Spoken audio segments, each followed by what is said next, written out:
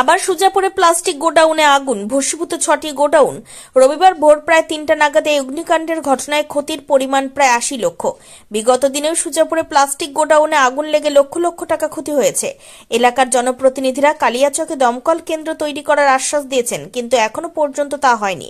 বারবার আগুন লাগায় কয়েক কোটি টাকার ক্ষতি হয়েছে, আর বারবার জনপ্রতিনিধিরা জমি জটের অজুহাত দেখিয়ে দিন পার করছে। এদিন আগুন লাগার সঙ্গে সঙ্গে স্থানীয়রা ছুটে এসে আগুন নেভানোর চেষ্টা করে। দমকল আসে প্রায় 2 ঘন্টা পর। তখন 6টি প্লাস্টিকের গোডাউন পুড়ে ছাই হয়ে যায়।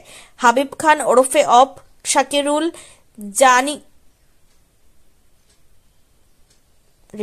হাবিব খান ওরফে অপু, শাকিরুল, আনিকুল হক ও আজিম শেখের সহ 6 জনের প্লাস্টিকের গোডাউন পুড়ে ছাই হয়ে যায়। একটি প্লাস্টিক গোডাউনের মালিক শাকির হোসেন জানায়, রবিবার ভোর 3টা নাগাদ গোডাউনগুলিতে আগুন লাগে। স্থানীয় লোকজন ছুটে এসে আগুন নেভানোর চেষ্টা করে। দমকল কেন্দ্রকে খবর দেওয়া হলে তারা আসে 5টায়। ততক্ষণে 6টি গোডাউন পুড়ে ছাই হয়ে যায়। কালিয়াচকে দমকল কেন্দ্র থাকলে এতটি ক্ষতি হতো না। বারবার আগুন লাগছে, কিন্তু কালিয়াচকে দমকল কেন্দ্র তৈরি হচ্ছে না, যার ফলে ক্ষতির পরিমাণ অনেক বেড়ে যাচ্ছে। দাদা, ভোরের বেলায় এই জিনিসটা 3টার দিকে আগুন লেগেছে।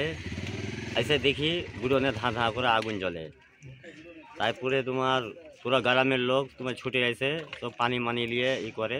তারপরে তোমার ফায়ার ব্রিগেডের গাড়ি এসে সবকে মনে হয় কাজ চালু হয়। দাদা, আপনার গুণ এখানে 6টা গুড়ন ছিল, 6টাই তোমার জ্বলে গেছে। তোমার কিভাবে হয়েছে এখন, কি মনে হচ্ছে কিভাবে হয়েছে দাদা বলা যায় না।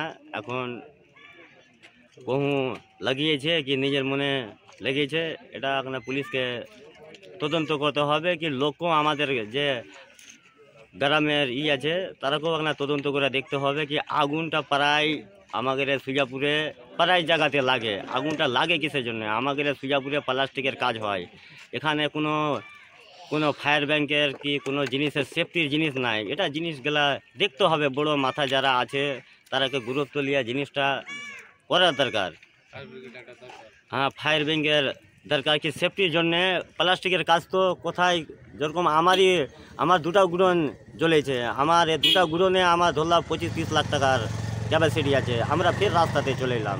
এখন কি করব? এই 6টা গুড়ন যে জ্বলে সেখানে কত লোক কাজ করতো? অনেক লোক,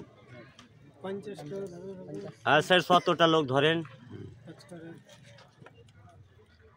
এখন পেয়েছে কি মনে হচ্ছে? এটা বলা যাচ্ছে না, রাতের ব্যাপার তো কোনো ছিল না। তোমার কিভাবে দেখতে পেলেন আপনি বলবেন?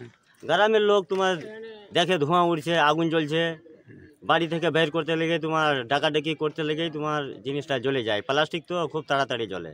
দমকল কার্ডের সময় এসেছিল? দমকা 4টার সময়, ওই 4টা-5টার দিকে জ্বলে টুলে তোমার। প্রায় তো সুজাপুরে প্লাস্টিক কারখানায় আগুন লাগতে থাকে। দমকলে এখন পর্যন্ত ইঞ্জিন এখানে ব্যবস্থা করা হয়নি, কি বলবেন?